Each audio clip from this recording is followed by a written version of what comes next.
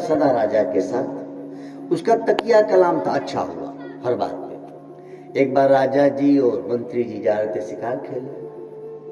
अब जंगल के अटपटे रास्ते, राजा राजा होता है भाई, अभिमान होता है राजापना का। अब छोटा सा नाला है, मंत्री तो मंत्री बेचारा घोड़े से उतरा, घोड़े की लगाम पकड़ा और नाला पार कर गया। लेकिन राजा ने सोचा मैं नीचे उतरूं, और तो फिर राजा की बात का घोड़े को कोड़े लगाया और घोड़े को कहा कि कूद। घोड़े को सोचा कूदा तो घोड़ा चोट लगी तो उछला, उछला तो राजा ऊपर से नीचे गिरा और घोड़ा का पिछला पैर राजा जी की अंगुली पे पड़ा। अब उसके पैरों में तो लोहे लगे होते, अंगुली तुरंत कट गई, स्वाभाविक कट जाएगी। अब रक्त बहने लगी, चूंकि पानी बहती नदी। अच्छा, इसका तकिया कलाम था, आदत थी। बोले महाराज कोई चिंता मत करो, अच्छा हुआ। राजा को लगा हरामखोर मेरी अंगुली कट गई है, कह रहा अच्छा हुआ, चल चल राज्य वापस चल, तुझे समझाता हूं। जैसे ही दरबार में गया, राजा ने कहा पहले इसको कारागार में डालो, मेरी अंगुली कट गई, मैं घोड़े से गिर गया और ये मुझे आके उठा नहीं रहा, कह रहा अच्छा हुआ।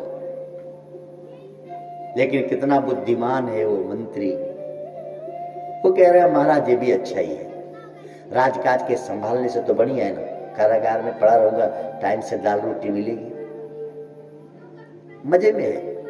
ये भक्त के लक्षण है। अच्छा हुआ। अब राजा अकेले गए दूसरी बार शिकार खेलने, घोड़ा भटका ले गया कहीं अंदर जंगल के। और जंगल का जो राजा है कोल भीलों का, उसको संतान की प्राप्ति हुई थी। तो भद्रकाली, जंगली लोग भद्रकाली माँ की पूजा करते हैं। श्रीमद् भागवत में भी वर्णन होता है, जब भरत जी को, जड़ भरत जी को बलि देने ले गए थे, उन लोगों ने पकड़ लिया कि भाई उसने माना था कि पुत्र होगा तो मैं नर की बलि दूंगा। अब इनको ले गए, राजा साहब को नहलाया, बढ़िया माला वाला पहनाया कि अब तुम्हारी गर्दन कटेगी। और राजा वहां के लिए कुछ भी नहीं हो, राजा समझ गए कि आज तो हम गए।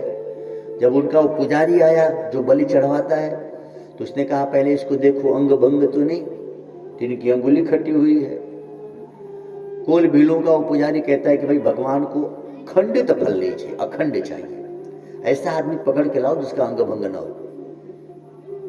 कोल भीलों ने सोचा झुट्टे इसको माला पहनाए, फल खिलाए, दो चार हाथ मार के भगा दिया कि भग तू काम करनी है।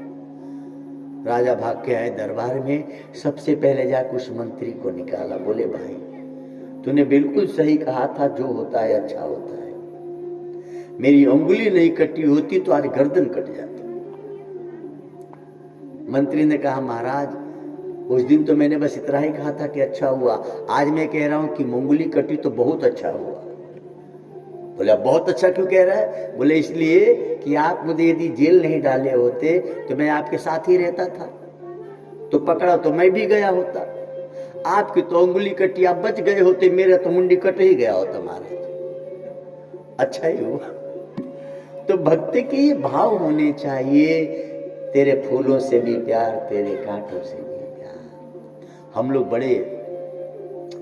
तो इतने बेईमान है ना, बेटा होता है तो सर्वे माता के मंदिर पे आते हैं, पटाखे फोड़ते हैं, फूल मिठाई चढ़ाते हैं, बड़े खुश होते हैं, वाह रे मैया वाह बड़ी कृपा है, ऐसा करते ही हैं आप लोग। लेकिन ये संसार है भाई, आया है सो जाएगा, राजा रंग फकीर। बेटा हुआ तो हम खुश हुए, पोता हुआ, लेकिन कुछ वर्षों बाद जब पोता का दादा जाता है तो उसकी दादी कहती हे सर्वे माई तू कहां सुध गई हो। अब लोग